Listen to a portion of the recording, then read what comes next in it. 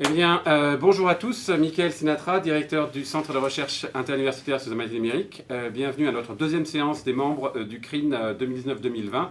Nous avons le plaisir ce matin d'accueillir Stéphane Vial et par présence virtuelle Eric Cavana et deux autres collaborateurs à ajouter, dont Stéphane Parra. Stéphane est le nouvellement titulaire de la chaire Diamant, chaire stratégique à l'UQAM, et un collègue qui nous arrive de Nîmes et dont nous avons hâte d'entendre ce matin parler d'édition de dictionnaires spécialisés. Merci Michael. Bon, mais bonjour tout le monde. Merci de m'accueillir ici. En fait, mes recherches vont dans deux directions aujourd'hui. Effectivement, un premier axe de recherche sur les questions de design pour la cybersanté mentale. C'est ça le domaine de ma chaire de recherche. Et puis, un deuxième axe de recherche qui porte sur l'édition numérique depuis déjà quelques années et qui actuellement s'actualise en fait par un projet de recherche et d'édition d'un dictionnaire. Et c'est de cela dont je vais parler aujourd'hui. Alors, la présentation s'intitule l'édition de dictionnaires spécialisés et les enjeux de nomenclature, le cas du vocabulaire du design. Alors, effectivement, cette présentation que je fais aujourd'hui seul est le fruit d'un travail de 4 personnes. Donc, mon collègue est désormais co-chercheur sur ce projet, Eric Cavana, qui est professeur à l'école de design de l'Université Laval à Québec et qui notamment dirige le programme de design d'interaction, de maîtrise en design d'interaction à l'Université Laval, et qui par ailleurs a une formation de lexicographe, alors c'est assez formidable pour le projet. Et puis nous collaborons aussi avec deux auxiliaires de recherche, l'une de l'Université Laval, Laurence Paquette, qui a contribué à certaines étapes de la présentation d'aujourd'hui, je le mentionnerai plus tard, et Louise Malémol, qui est mon auxiliaire de recherche et d'enseignement à l'UQAM, qui a également contribué à certaines étapes. Donc c'est un projet qui a démarré sans vraiment démarrer il y a quelques années déjà, et puis qui, depuis 2019, entre dans une phase plus active, stimulée aussi par l'arrivée de ses collaborateurs. Donc c'est un projet qui a un volet imprimé et potentiellement numérique. Et donc je vais essayer d'en donner une vue d'ensemble rapide, mais en mettant un peu l'emphase sur l'étape actuelle dans laquelle on est, qui va déterminer beaucoup de choses, qui est l'établissement de la nomenclature, comme on dit en lexicographie, donc la liste des entrées, la liste des termes, on l'appelle comme on veut, du dictionnaire. Et puis je reviendrai aussi sur le mot de vocabulaire versus dictionnaire, etc. Alors, on y va. En introduction, je vais juste donner une petite vue d'ensemble du projet. Tout d'abord, c'est un projet de recherche qui tente de répondre à une problématique qui est celle-ci. Puis qui est une problématique qui, je pense, présente des points communs avec d'autres disciplines, mais qui est quand même aussi propre aux questions qu'on se pose dans notre discipline en design. Je dis notre, je devrais dire nos, parce que c'est d'ailleurs tout un débat de savoir si ce vocabulaire parle de la discipline du design ou des disciplines du design. À vrai dire, c'est plutôt au pluriel qu'il faut l'entendre. Mais est-ce que les disciplines du design, que je résumerai en disant le design, comment on peut essayer de saisir ce qu'on appelle dans notre champ l'originalité épistémologique de ce champ, le design, qui est à la fois acquise mais constamment à achever de démontrer, puisque c'est une discipline jeune. Mais comment on peut essayer de contribuer à définir finalement, en tout cas à saisir cette originalité épistémologique du design à travers la terminologie. Est-ce que la terminologie pourrait être un bon moyen de circonscrire les frontières du champ disciplinaire et donc, si ça supposerait qu'il y a une terminologie propre au design, alors est-ce qu'il y en a une? Ça fait partie des questions de recherche qui animent le projet. Et si oui, peut-elle être constituée? C'est évidemment l'objectif du dictionnaire.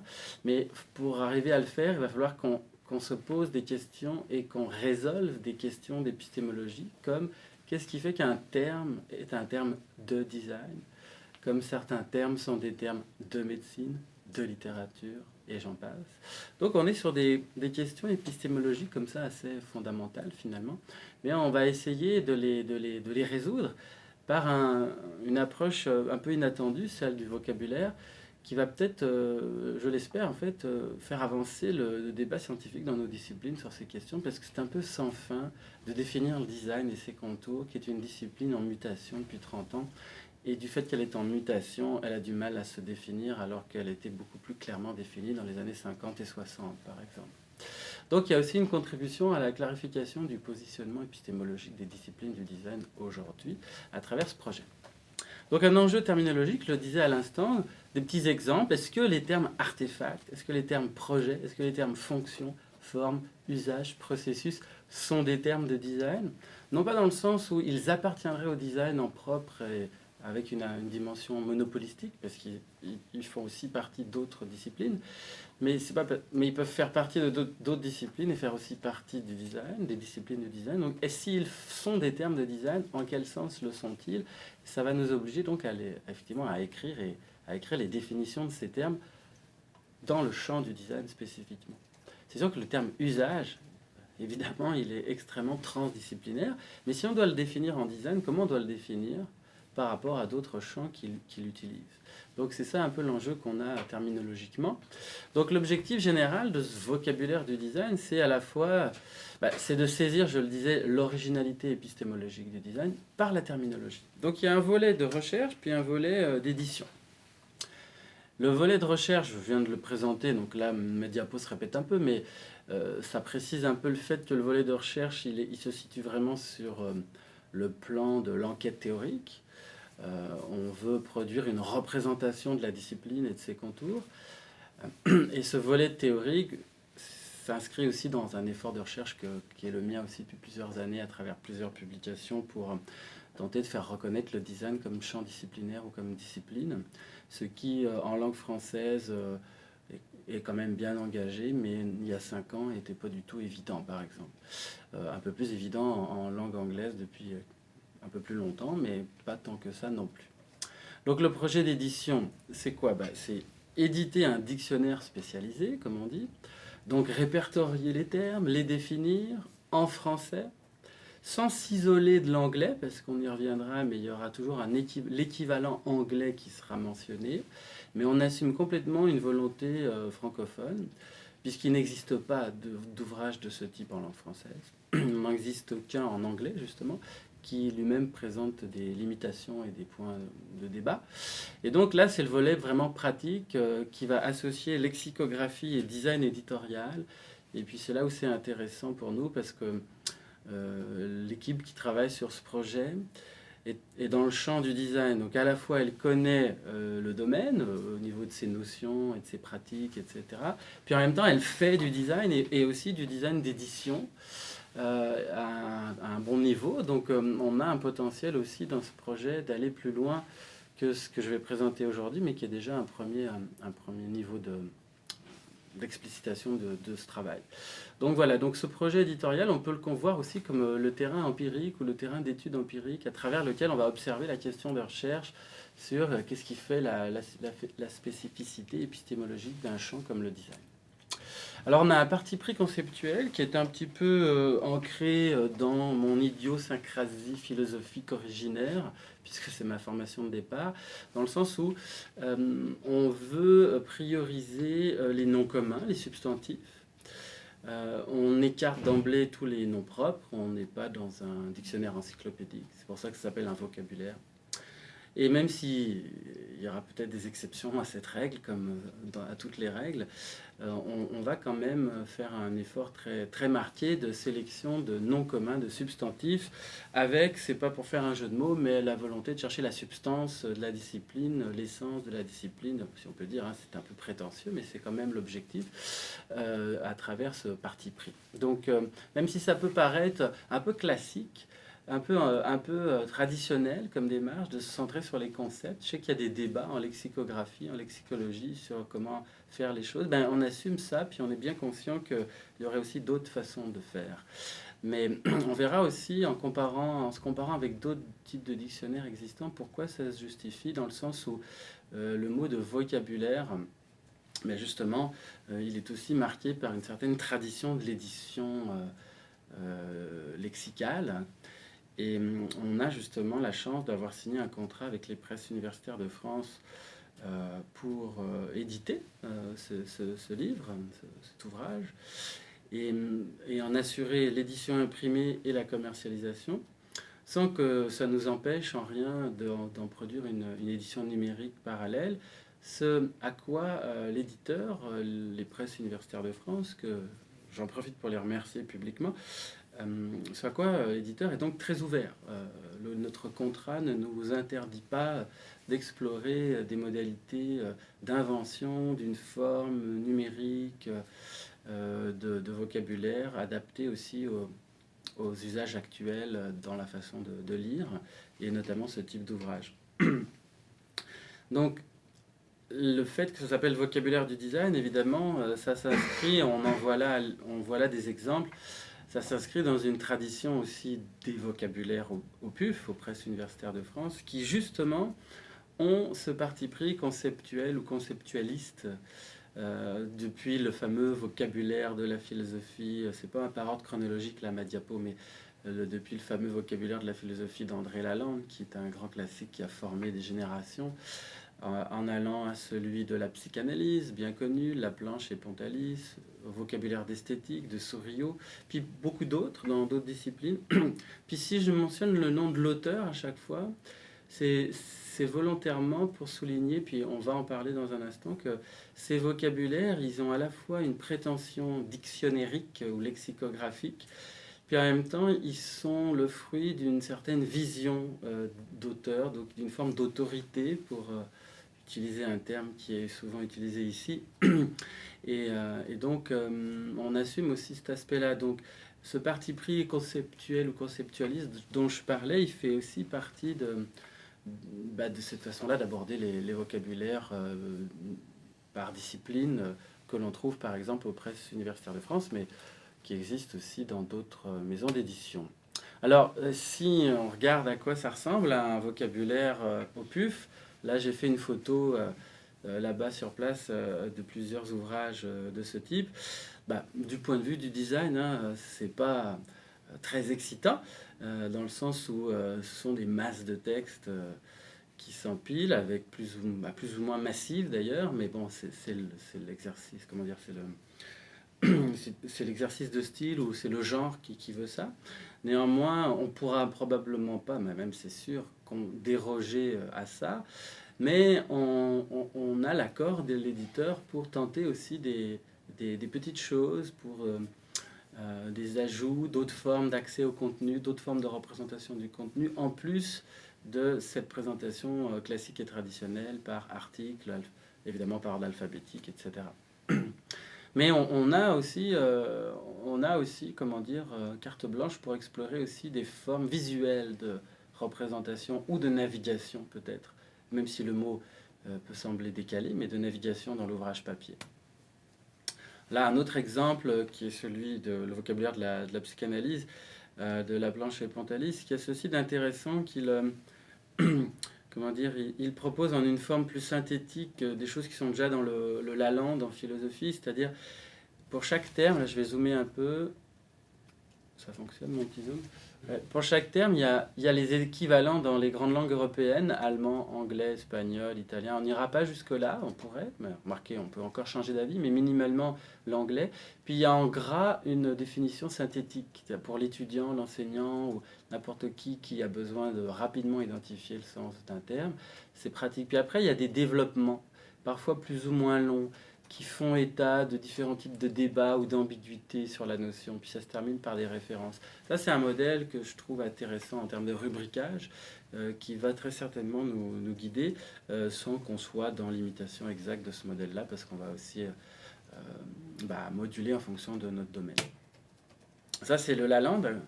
Le Lalande a ceci de particulier que des fois, les pages sont divisées en deux avec des très longs commentaires du comité de la Société française de philosophie qui avait contribué à la relecture.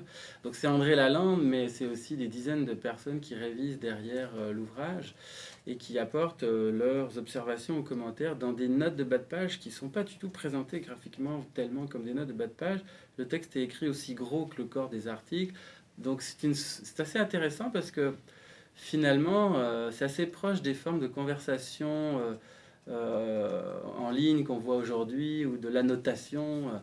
On est dans le commentaire là, mais voilà, c'est intéressant de voir qu'il y a déjà dans la tradition éditoriale imprimée, puis on le sait hein, évidemment depuis la gnose médiévale, mais on le revérifie là d'une autre manière, des façons de commenter un contenu principal tout en donnant une apparence presque principale à ce commentaire du contenu principal. Enfin, c'est assez intéressant cette dualité. Je ne pense pas qu'on irait dans cette voie, mais c'était aussi pour le montrer. Alors évidemment, quand on a le projet de faire un dictionnaire, qui est quand même un projet ambitieux et un peu difficile et long, la première question qu'on se pose, c'est qu'est-ce que c'est qu'un dictionnaire? Et évidemment, on va pas trop passer de temps là-dessus parce que sinon ça deviendrait un autre projet. Mais c'est sûr que dans la mesure où un dictionnaire, c'est un espace éditorial où on définit les mots, c'est intéressant de se demander comment est défini le mot de dictionnaire lui-même. Je vais donner juste deux éléments qui nous guident, mais extrêmement simples, hein, puis qui n'ont vraiment rien de particulièrement innovant, mais il y a ce livre aux presses de l'Université de Montréal, je crois que c'est Benoît, son prénom, Mélenchon, sur le savoir des livres, et qui étudie la notion de livre savant. Puis j'ai regardé un petit peu comment il définit le livre savant, puis je pense que là j'ai repris à peu près tous les critères qu'il propose. C'est un ouvrage qui renvoie à la connaissance, ça ne surprendra personne, mais il l'oppose au divertissement. Bon, la connaissance peut également être divertissante, mais on s'entend que c'est pas pareil qu'aller au cinéma ou lire une bande dessinée ou que sais-je, ou un roman. C'est publié par un éditeur scientifique ou universitaire, ce sont les termes de Mélenchon. Il y a là-dedans un appareil critique important. Alors c'est intéressant parce que la manière dont le GREN, comme groupe de recherche sur les éditions critiques en contexte numérique, définit l'édition critique, est assez proche aussi de ces critères-là, qui sont peut-être là un peu plus systématiques et complets. Mais enfin, je suis certain que la culture de définition du livre savant entre ce livre et le GREN est tout à fait similaire et convergente, mais c'est intéressant. Rédigé dans un langage technique, ça on pourrait un peu mettre ça en discussion. Jusqu'à quel point ça doit être technique? Est-ce que ça veut dire jargonnant, incompréhensible? Ou est-ce que ça veut tout simplement dire... parce que quand même un livre savant, surtout un dictionnaire, se doit d'avoir un langage très accessible, très simple, très clair aussi, tout en étant très précis. Donc est-ce que c'est un langage précis? Bon, on pourrait discuter sur le mot technique ici. Les auteurs, les autrices de ces ouvrages, les livres savants, qui évidemment ne se limitent pas au dictionnaire, mais là j'ai le dictionnaire en tête, sont des spécialistes, nous dit Mélenchon, de leur domaine, de leur discipline. Bon, on pourrait aussi discuter longuement qu'est-ce qu'un spécialiste, qu'est-ce qu'un critère de définition d'un spécialiste. Ce sont aussi des ouvrages dont le manuscrit est évalué par d'autres spécialistes. La fameuse évaluation par les pairs bien connue des revues savantes, mais aussi des ouvrages savants. Les grands éditeurs scientifiques internationaux font évaluer par les pairs les ouvrages. Je pense qu'on reçoit souvent tous les uns les autres des invitations à cela, on connaît la pratique. Et puis le lectorat lui-même est constitué par ces mêmes pairs et aussi par les étudiants. C'est dit comme ça par Mélenchon, c'est intéressant, parce que les livres savants ont évidemment un usage pédagogique important, mais on pourrait, là, dans les pairs, détailler un peu les chercheurs, les enseignants, peut-être aussi les professionnels du secteur quand c'est une discipline avec un milieu professionnel associé, etc. Donc on pourrait dire très simplement que qu'est-ce qu'un dictionnaire? C'est un livre savant qui rentre dans cette catégorie générale, mais comme rentrent dans cette catégorie générale les traités, les introductions, les manuels, les cours, tout un tas d'ouvrages, les essais, les thèses publiées, enfin ils donnent comme ça toute une typologie. Maintenant, si on va un peu plus loin, c'est quoi un dictionnaire? On va tomber sur des choses connues et banales, mais vous savez, c'est comme la Joconde, c'est comme disent les historiens de l'art, c'est l'œuvre d'art qu'on connaît le moins, parce que justement, tout le monde la connaît sans la connaître. Qu'est-ce que c'est qu'un dictionnaire? C'est pas souvent qu'on ouvre le dictionnaire au mot dictionnaire. C'est ce que j'ai fait juste pour me faire un petit rappel des bases, mais le CNRTL dit que c'est un recueil des mots d'une langue. Des mots d'une langue. Pris au sens strict, ça exclut déjà un certain nombre de choses, mais en même temps, comme toutes les choses peuvent être mises en mots, ça peut peut-être être aussi assez vaste, ou d'un domaine de l'activité humaine. Nous, on est là-dedans, bien sûr, dictionnaire spécialisé, comme dit Marie-Claude Lhomme dans son travail, en lexicographie, justement, on est dans le cadre d'un dictionnaire spécialisé, donc qui se spécialise sur un domaine de l'activité humaine. Le tout réuni selon une nomenclature d'importance variable, donc sous-entendu, il y a plus ou moins de mots là-dedans, mais quand même d'importance. C'est-à-dire qu'il y en a quand même une somme suffisante, sinon c'est difficile de prétendre au statut de dictionnaire, et présenté généralement par ordre alphabétique. Je n'ai pas connaissance de dictionnaire qui serait présenté différemment que par ordre alphabétique dans la tradition imprimée, mais ce serait intéressant de voir ça. Au Moyen-Âge, ouais. Ok, merci de cette suggestion. Alors, si on fait un petit essai de typologie très simple, hein, on peut déjà catégoriser parmi les dictionnaires existants des dictionnaires qui ont une approche exhaustive, catégorie dans laquelle on peut mettre le dictionnaire au sens strict, hein, qui est un recueil de mots ou de choses. J'ai trouvé cette formule intéressante, un recueil de choses. Et le vocabulaire aussi, qui est vraiment considéré comme un recueil de mots dans un domaine en particulier. Donc dans l'idée de vocabulaire, il y a l'idée qu'on se spécialise. Finalement, le mot vocabulaire, j'ai le sentiment que ça veut dire dictionnaire spécialisé, mais non encyclopédique, dans le sens où il n'y a pas de nom propre, etc. Et puis, il existe aussi des ouvrages plus restreints qui font une approche plus sélective, donc moins exhaustive, comme ce qu'on appelle les lexiques, qui sont finalement des dictionnaires abrégés, qui sont censés aller à l'essentiel, ou les fameux glossaires, qui sont des lexiques, mais qu'on trouve généralement eux-mêmes insérés dans un autre livre savant, ou un livre non savant, éventuellement, en général qu'on trouve à la fin d'un ouvrage. Bon, ben là, on est dans, on est dans la typologie vocabulaire, on est ici. Et puis, pour finir cette introduction, c'est important aussi de se repérer un peu dans le paysage des disciplines du design. Parce que tout ce que je viens de dire là peut être partagé avec un certain nombre de disciplines. Mais là, je voudrais vous montrer qu'est-ce qu'on a, nous, comme enjeu aussi à traiter dans notre champ, dans le sens où il y a un contexte éditorial et commercial en design au niveau des dictionnaires. Donc il existe déjà, je vais vous en montrer plusieurs, un certain nombre de dictionnaires de choses, on pourrait dire, hein, de dictionnaires d'auteurs, ou de dictionnaires encyclopédiques, hein, avec des noms propres, du style des noms de designers, des noms de galeries où exposent des designers, des noms de marques ou d'industries célèbres qui ont employé des designers ou fait du design. On trouve des choses comme ça, mais très peu de vocabulaire. Et encore moins avec une dimension systématique, rigoureuse. Alors, des exemples, parce qu'il y a malgré tout des très beaux ouvrages formidables par ailleurs, mais qui ont des approches qui ne sont pas celles qu'on veut proposer, puis c'est justement pas un hasard. Par exemple, il y a Dictionary of Modern Design chez Oxford, 2000 entrées, mais là-dedans, c'est des noms de designers influents, des noms de mouvements du style Bauhaus, tout ça, des choses comme ça, des noms de fabricants même, on trouve là-dedans, des noms de musées. Donc on peut se demander comment ça contribue à définir le champ du design. Il y a aussi des dictionnaires du design en langue française par pays, comme on le voit là, des grands mouvements qui sont regroupés par décennies, des fiches illustrées par acteurs, design en Italie, design en Scandinavie, etc. On trouve aussi, ça c'est intéressant en langue française, ce sont des... Alors là on pourrait appeler ça des lexiques. C'est une collection, je ne sais plus quel est l'éditeur, Archibooks. C'est les 101 mots de... Alors il y en a dans tout un tas de disciplines. Il y en a quand même 3 qui touchent aux disciplines, au pluriel du design. Il y a les 101 mots du design, les 101 mots du design graphique, puis les 101 mots du matériau dans le design. Alors là on est vraiment sur un angle hyper spécifique. Ce sont des ouvrages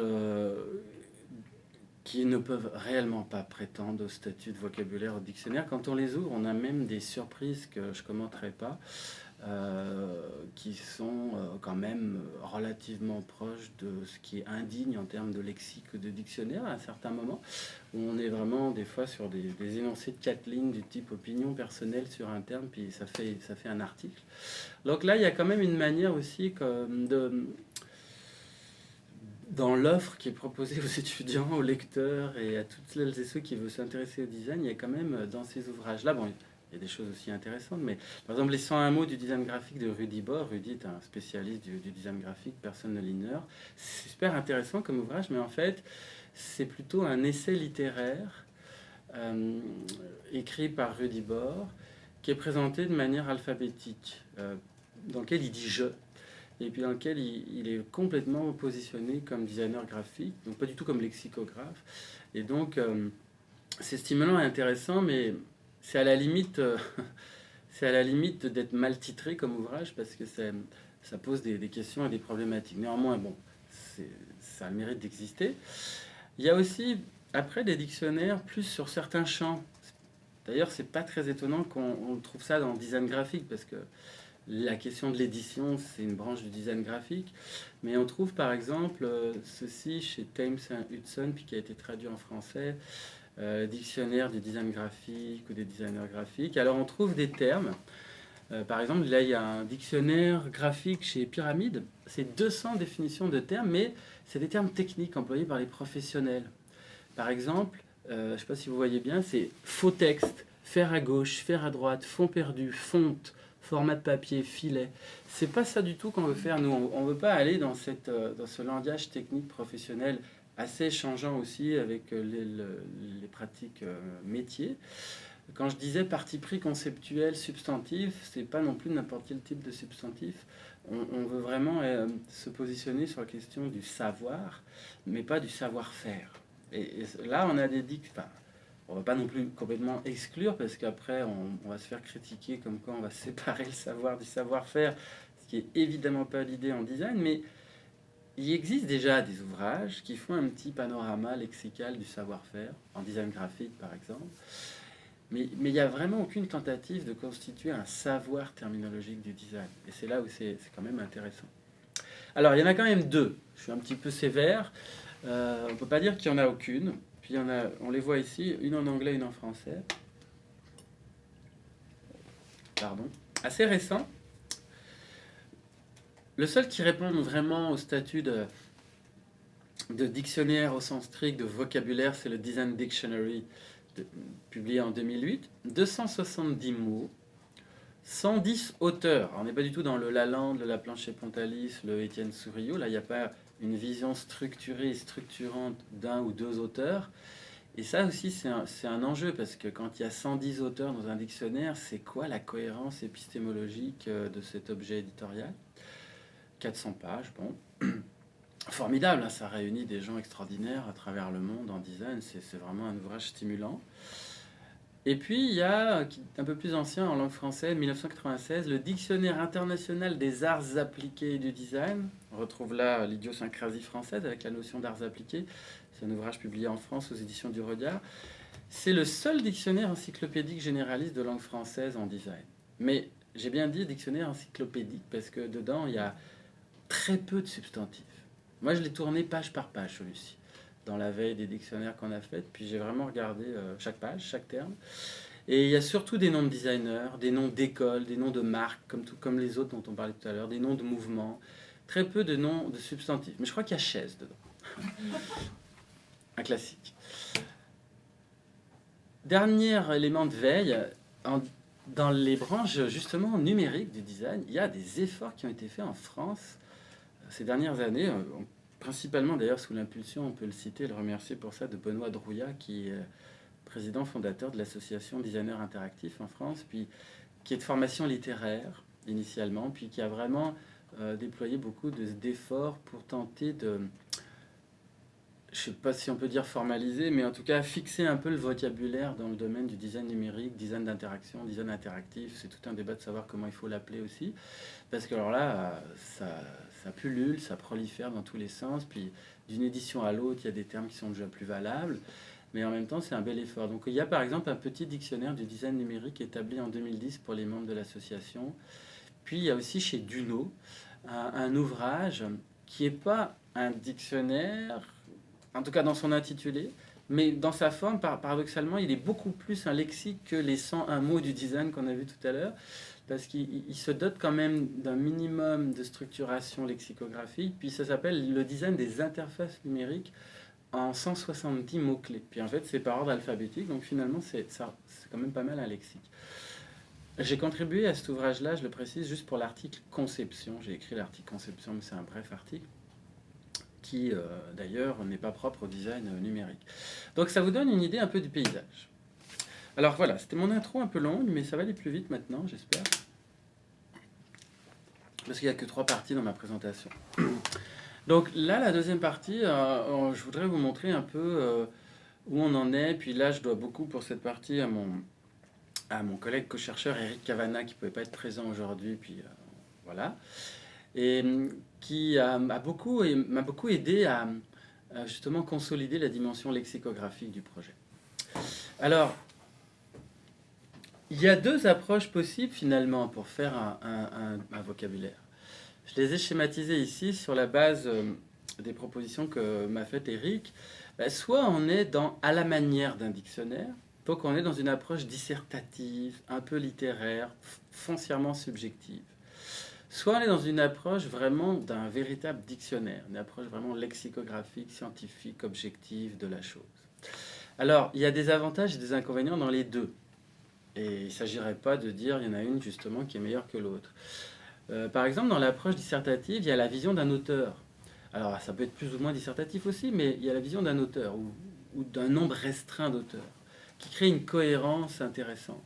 C'est là où la question de l'autorité pour un dictionnaire, je trouve que c'est vraiment une question en soi qu'on ne va pas aborder nous dans ce projet ou dans cette présentation, mais je lance ça pour la chaire de recherche sur les écritures numériques qui est ici à l'Université de Montréal, parce que l'autorité d'un ouvrage comme ça, c'est quoi être auteur d'un dictionnaire? Bon, qu'est-ce que ça veut dire? C'est quoi l'autorité qui est là? Bon. Un autre aspect qui est peut-être plus négatif, d'ailleurs j'aurais pu mettre des plus et des moins, vision d'un auteur, moi ça me paraît un aspect plutôt positif. Ça devient négatif quand ça tombe trop dans l'idiosyncrasie de l'auteur. Puis j'ai donné tout à l'heure des petits exemples poliment d'ouvrages qui vont excessivement dans ce sens. Et puis un autre problème purement objectif en termes méthodologiques, c'est que ça crée des angles morts, hein, forcément. Tout seul sur un chantier comme ça, c'est peut-être à la fois excitant, moi c'est ce qui m'excite aussi dans ce travail, mais c'est aussi forcément... il y a des obstacles. De l'autre côté, l'approche lexicographique, plus scientifique, plus objective, on a tous en tête le petit Robert, le grand Robert, les grands ouvrages dans le domaine, là où il y a pourtant de l'autorité qui ne connaît pas le nom d'Alain Ray quand on parle du Robert, mais il y a une approche lexicographique assumée. Donc là, on est dans l'examen terminologique d'un domaine, plus que dans la vision d'un auteur. On est dans l'examen terminologique. 2, il y a de l'externalisation, puisqu'on sort du seul point de vue d'un auteur, puis on peut aller assez loin. Nous, on a mis en place, je peux en parler tout à l'heure, des consultations de la communauté. C'est une autre façon d'aborder l'édition numérique, c'est d'utiliser justement les espaces en ligne pour collaborer sur la conception d'un ouvrage qui va d'abord être imprimé. Donc la dimension collaborative est plus forte. Alors nous, on est où dans ce diagramme? Au départ, on était là. Au départ, j'étais un peu tout seul sur ce projet, puis j'ai eu la chance d'avoir une oreille au PUF pour en faire un ouvrage, et puis je me suis dit, ça va être mon prochain grand défi d'écriture et de publication. Puis c'est vrai que j'assume complètement l'idée d'être l'auteur de cet ouvrage et puis de me lancer dans ce grand défi. Donc je dirais que j'ai mis les flèches ainsi sur le diagramme parce qu'on était plus dans l'approche dissertative, un peu subjective, mais pas non plus trop, dans le sens où, inspiré par le Lalande en philosophie, par le Laplanche et Pontalis en psychanalyse, Étienne, tous ceux que j'ai cités tout à l'heure, il y avait quand même la volonté d'avoir un pied au moins dans une approche lexicographique un peu structurée. Mais je ne pouvais pas prétendre, moi seul, d'avoir plus qu'un pied là-dedans, parce que je ne suis pas non plus linguiste ou lexicographe. Mais à un moment donné, on est suffisamment armé pour avoir, disons, un minimum de rigueur là-dessus, mais un minimum seulement. Aujourd'hui, je dirais qu'on est plutôt ici, dans l'approche de ce projet. Et ça, c'est principalement grâce à l'arrivée aussi de nouveaux collaborateurs. Donc, je dirais qu'on est un peu plus dans l'approche lexicographique, mais on garde un pied, c'est un peu l'inverse, mais on garde un pied dans l'approche initiale d'auteur. Un pied, 2 pieds, bon, on va dire là, hein, ça devient difficile à quantifier, mais c'est pour donner un rapport global de proportion. Et ça, c'est une approche mixte qu'on va garder et assumer. Et puis qui est dû, je vous le disais, à l'arrivée d'Eric dans le projet, l'arrivée très stimulante, et puis de nos deux auxiliaires aussi, chacune reliée à l'un de nous dans le projet. Donc ça commence à s'organiser de cette façon. Alors il y a 3 avantages à ça. On garde une vision d'auteur, donc une dimension d'autorité. Bon, bref. Enfin, c'est pas tellement pour moi la question de l'autorité au sens un petit peu dur du mot, parce que moi, je m'en fiche de faire autorité. C'est plutôt, moi, ce que je vois d'intéressant dans l'autorité, c'est la cohérence de pensée, en fait. Une cohérence de pensée qui, là, c'est un postulat. Moi, j'ai la conviction que plus il y a un nombre d'auteurs important, plus on perd en cohérence. Et en même temps, plus il y a un nombre d'auteurs important, plus on gagne d'autres choses aussi. Donc c'est sans fin comme débat. Mais là, c'est le choix qui est fait. Puis on considère qu'il y a quand même un avantage à conserver ça. Deux, il y a une objectivité augmentée. Là, c'est évident qu'en termes de fiabilité, ça va me permettre, moi, de me... Bah, en fait, Eric va justement m'empêcher de trop tomber dans mes petits trucs à moi, mes petites obsessions personnelles sur le vocabulaire en design, et essayer de m'objectiver un peu. Et puis il y a une fiabilité assurée parce que Eric dit à juste titre que plus on a une méthode exigeante et rigoureuse, plus le projet est long, puis plus la probabilité qu'il soit publié diminue, parce que ça devient des projets invraisemblables. On pourrait citer par exemple, il y a en allemand, il y a un dictionnaire de référence papier sur l'égyptien ancien qui s'appelle, alors je parle pas bien allemand, je crois que c'est Wörterburg ou quelque chose comme ça, le nom, c'est peut-être le nom de l'éditeur d'ailleurs, et c'est un ouvrage qui ne peut plus être réédité. Parce que c'est une masse, en plus il y a des pages qui se déplient pour voir les hiéroglyphes, puis il n'y a plus aucun éditeur qui peut se lancer dans une édition papier de la chose. Il en existe néanmoins une nouvelle version numérique qui est intéressante, mais c'est pour dire voilà, qu'il faut aussi garder un peu de faisabilité, parce que moi j'avais signé en 2017 avec les PUF pour livrer un manuscrit en 2019, j'ai encore écrit aucun article. Et donc, avec les PUF, j'ai la chance d'avoir un peu d'écoute pour qu'on prenne un peu plus le temps. Mais maintenant, on a vraiment la volonté, en 2 ans peut-être, d'arriver à sortir quelque chose. Alors, on va voir où ça nous mène. Notre méthodologie, alors, on pourrait dire elle repose sur 5 grandes étapes. D'abord, j'en ai déjà un peu parlé, il y a une stratégie un peu épistémologique, mais aussi communicationnelle. C'est la manière dont on en parle à notre communauté de ce projet aussi, qui est déjà en train d'influencer le projet d'une certaine manière. Deux, je vais le détailler un peu plus dans un instant, il y a la nomenclature, c'est l'étape où on est là, puis plus on avance dans cette étape, plus un nombre important de questions nouvelles se posent, puis plus ça pourrait être sans fin cette étape, donc on va bientôt la clore. Après, il y a bien sûr confectionner une structure d'article, des formats, tout ça, un rubricage précis, puis s'y tenir. Puis après, évidemment, il faut écrire avec une stratégie de rédaction, puis réviser le tout.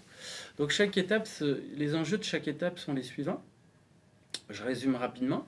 La stratégie épistémologique et communicationnelle, il y a ce que j'ai déjà évoqué tout à l'heure, il y a une prise de position épistémologique quand même dans le champ, qui aboutit à une représentation de la discipline, mais qui va aussi influencer la discipline. Cette représentation de la discipline va aussi influencer la discipline, inévitablement.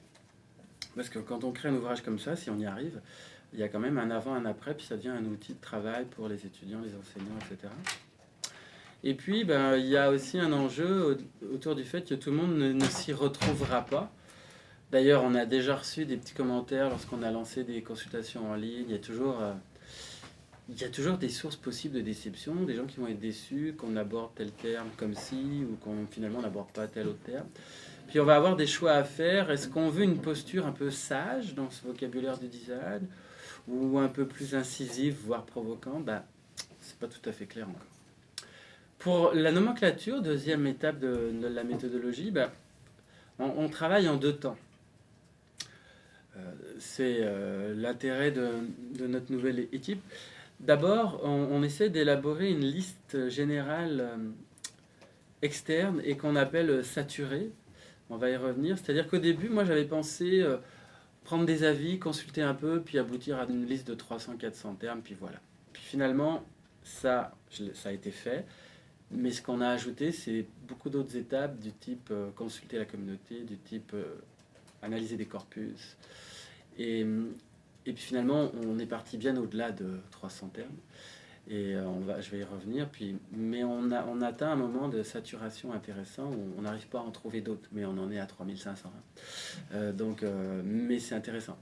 Donc à cette étape, on mobilise des dispositifs numériques. Donc je ne sais pas si on est déjà dans l'édition numérique, alors qu'on est en train de parler d'un ouvrage qui pour l'instant est, disons, entre guillemets, financé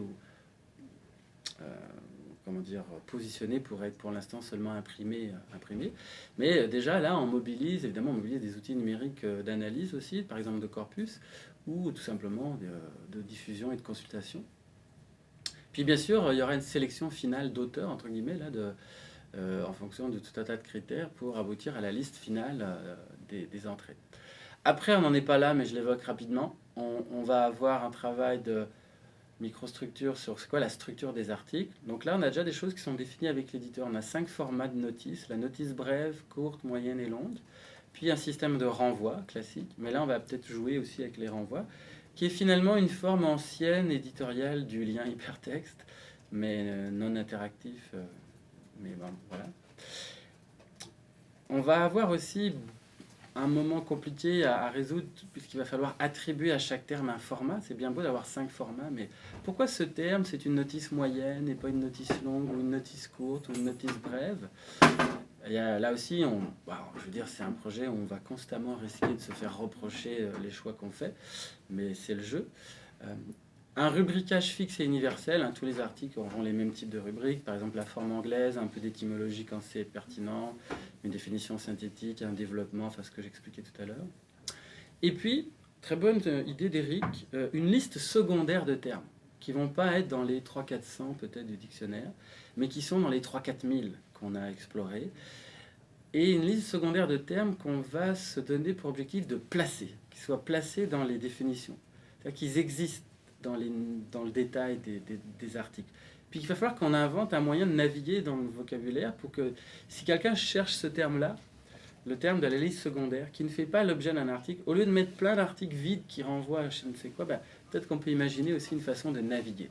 Puis là, j'imagine que vous pensez aussi tout de suite peut-être à des formes numériques dans la manière de faire ça, mais pour l'instant, on va d'abord essayer de le faire avec l'issue imprimée qui nous est déjà acquise par l'éditeur.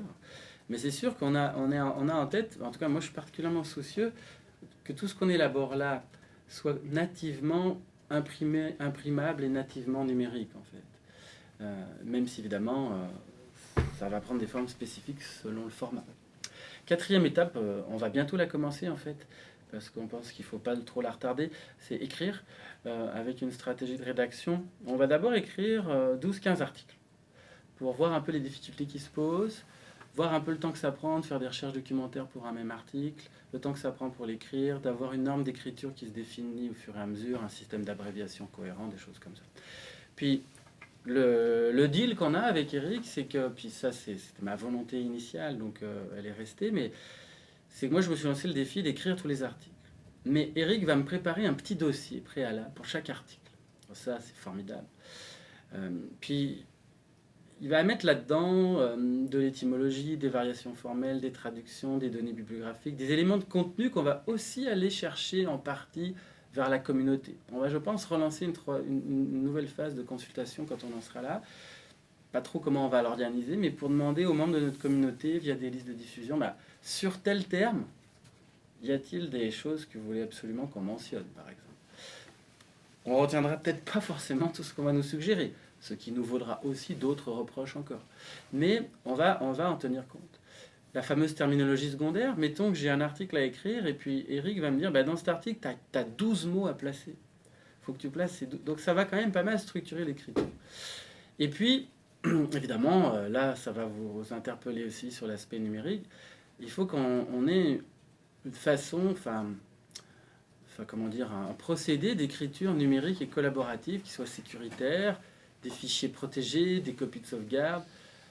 Je ne sais pas si on a besoin d'aller trop loin dans un versionning, mais j'imagine que c'est le genre de question que vous pouvez vous poser.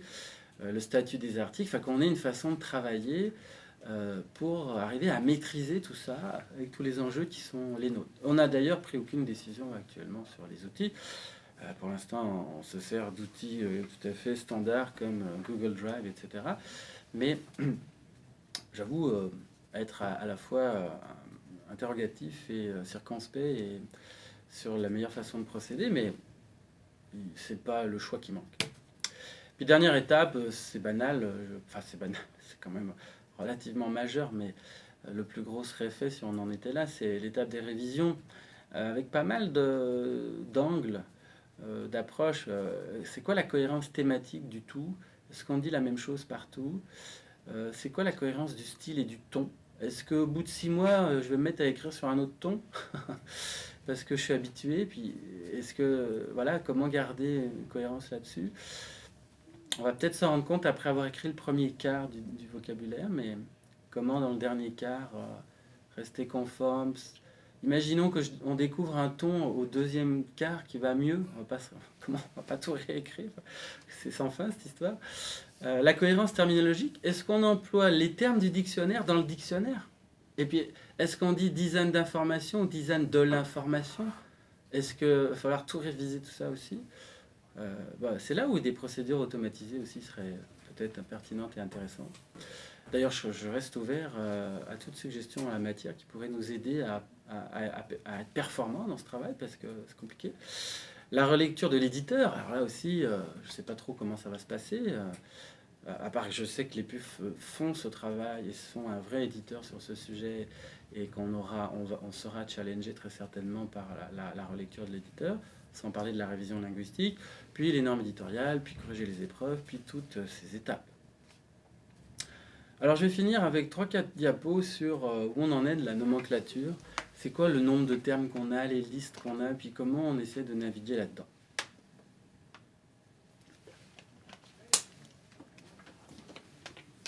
La nomenclature, pour nous, en ce moment, c'est un sujet un peu obsédant parce que c'est la colonne vertébrale du vocabulaire. Puis plein de choix sont déjà faits une fois qu'elle est fixée.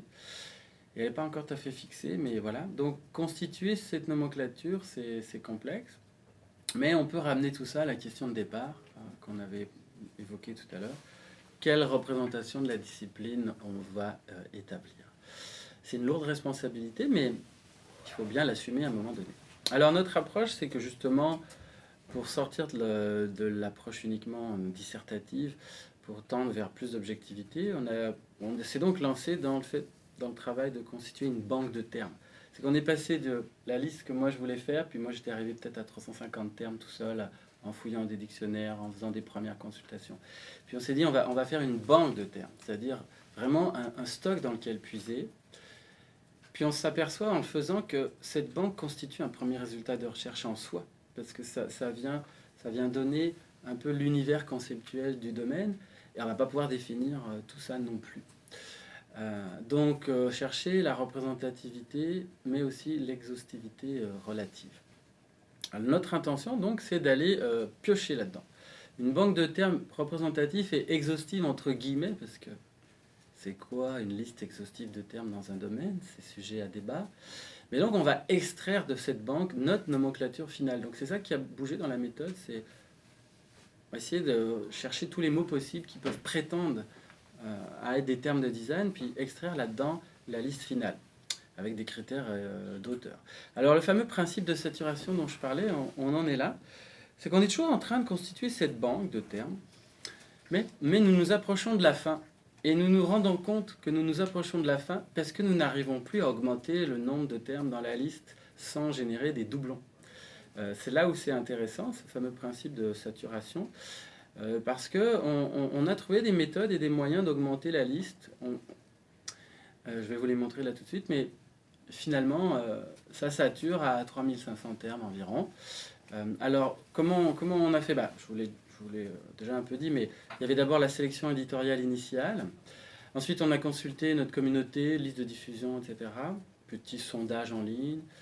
On a consulté des ouvrages du domaine, surtout des dictionnaires existants, mais non seulement ceux que j'ai montrés, mais dictionnaires d'architecture, de l'urbanisme, du paysage, de la géographie, ou tout ce qui nous paraissait... on s'est donné des limites après, peut-être qu'on n'a pas pris celui de géographie d'ailleurs, mais tout ce qui nous paraissait proche des champs de la conception, architecture, urbanisme, c'est forcément très lié au design. Mais ça, c'était un travail manuel. C'est là où d'ailleurs nos auxiliaires nous ont aussi aidés, puis on l'a fait nous-mêmes. C'est-à-dire, on va à la bibliothèque, on en prend un, on se pose devant, et puis on tape, on tape dans un tableur toutes les entrées du dictionnaire à la main.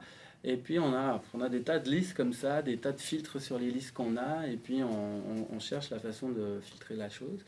Et puis des sources secondaires, principalement des articles scientifiques. On s'est fait une sélection d'une 50aine d'articles scientifiques en anglais et en français, issus des revues les plus, qui ont prétendument le plus grand impact dans notre champ, des revues de recherche. Puis là, on utilise plus du traitement automatique du langage. Par exemple, l'outil Thermostat, là, qui a été élaboré ici, dans le département où travaille Marie-Claude Lhomme, là, en linguistique, et qui est facile à utiliser en ligne. Là, on envoie un fichier TXT, puis ça nous sort tout un tas de possibilités de regroupement de termes, etc. Donc on fait ça. Et puis, pour vous donner quelques chiffres, le tout premier sondage en ligne que j'avais fait moi tout seul dans mon petit coin sur 2 listes de diffusion, une en français et une en anglais, avait donné en 2017, rendez-vous compte, ça commence à faire un peu de temps, c'est pas 59 termes en français là, c'est plutôt 594 termes en français, une petite erreur dans ma diapo, et puis 237 termes en anglais, parce que j'avais envoyé le sondage aussi sur une liste en anglais. On a reçu plus de réponses en français, probablement aussi parce que je suis plus identifié quand j'envoie le courriel à la communauté francophone qu'à la communauté anglophone. Ça ressemblait à ça. Moi, c'était un banal, c'était le même. Terminologie en design, design terms. D'ailleurs, c'était assez marrant parce que j'avais mis comme question, dans votre pratique, enseignement, recherche, milieu, quels sont les termes en design les plus utilisés au quotidien? Quels sont personnellement vos termes favoris? Et aussi, quels sont les termes qui vous agacent? Dans l'idée qu'on puisse peut-être les intégrer au dictionnaire, si on estime que justement ils ont une pertinence. Et puis si vous deviez choisir 3 mots décisifs, puis après on demandait qui êtes-vous, étudiant, etc.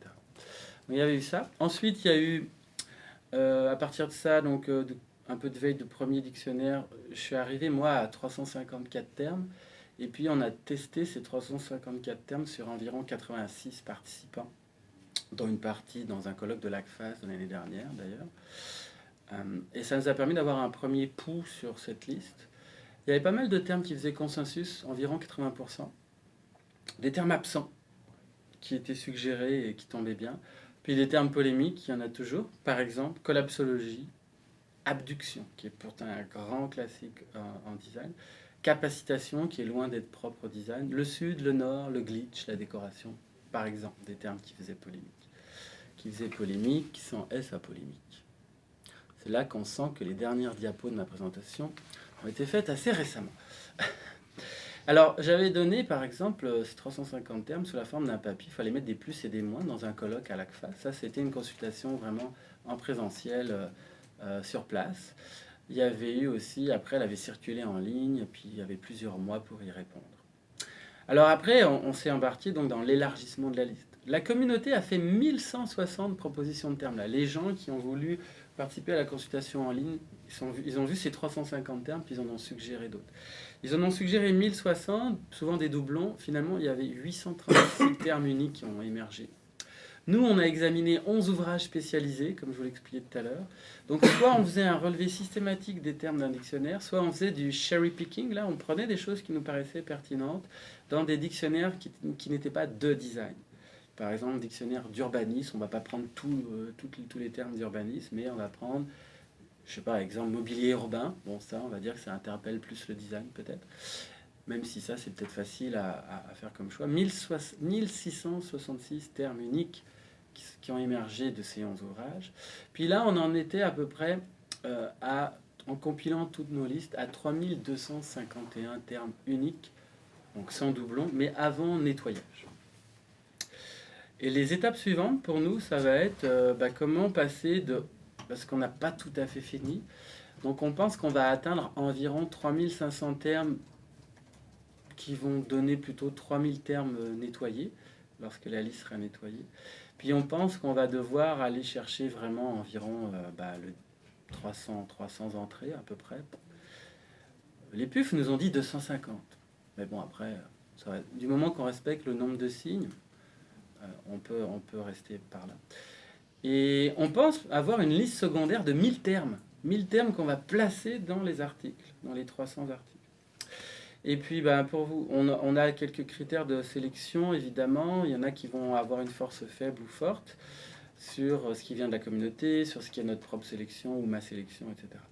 Et là, je voulais montrer, c'est ma dernière diapo, Laurence Paquette, qui est étudiante au doctorat, mais qui a fait un parcours en design graphique et d'interaction. On lui a demandé, tu peux nous faire tenir 2000... Elle en a trouvé 2856. Tu peux nous faire, je lui ai dit, tu peux nous faire une visualisation de 3000 termes avec 2 objectifs contradictoires impossibles à conjuguer. Il faut que tout soit lisible. Il faut qu'on voit tout d'un seul coup d'œil. Alors en fait, c'est pour ça que mes diapos sont dans une résolution en fait assez élevée, parce que si vous téléchargez mes diapos, on peut vraiment zoomer et lire chaque terme. Pour ça, il faut que je sorte du mode présentation, mais si je zoome ici en 400%, tant que ça charge l'image, c'est vraiment lisible. Et puis on peut naviguer dedans. Puis évidemment, on se demande. Et donc on se dit que bon, c'est pas exactement la liste finale, ce que je vous montre là, parce que comme je vous le disais, on doit encore faire des petits nettoyages et tout, mais on va arriver à quelque chose dans ce goût-là. Puis on se dit que finalement, on n'avait pas du tout pensé en faisant la liste des entrées qu'on aurait peut-être un premier résultat de recherche qui serait cet univers notionnel, parce que finalement c'est un outil de travail aussi, ça. C'est un outil de travail, cet univers notionnel de design, et qui serait une sorte de résultat intermédiaire de notre aventure. Alors la conclusion, il n'y a pas de diapo, il y a juste ça, c'est l'édition numérique, point d'interrogation. C'est plus une ouverture pour notre échange, c'est que on en avait d'ailleurs déjà parlé avec Antoine et Marcello, puisqu'on voulait aller chercher un financement pour faire une édition numérique, puis on se rend compte que on va attendre un peu parce qu'on a trop à faire avec ce premier chantier de fond, mais on ne veut pas le perdre de vue non plus. Surtout pas. Donc comment explorer aussi une version web en libre accès de ce vocabulaire? Les PUF, par exemple, sont déjà très ouverts à l'idée qu'un ouvrage papier peut avoir sa version en ligne pour sa mise à jour, juste pour faciliter le travail de modifier les articles à plusieurs et les relire. Et évidemment, si on commence à construire une plateforme de ce type, on peut la mettre en mode lecture aussi. Après, il y a des enjeux peut-être économiques qui peuvent se poser pour les éditeurs, mais voilà. Donc, je me demande si la question du numérique ne se pose pas sous 2 angles. Le numérique comme outil de travail pour faire un travail d'édition qui n'est pas forcément numérique, donc le numérique comme processus, puis le numérique comme produit, c'est-à-dire un produit numérique à la fin, un vocabulaire du design en édition numérique. Et donc, ça serait une belle étape à financer pour une année N. Je ne saurais pas dire laquelle. Voilà, désolé, j'étais peut-être un peu long. Grand merci pour votre écoute aujourd'hui. Merci bien.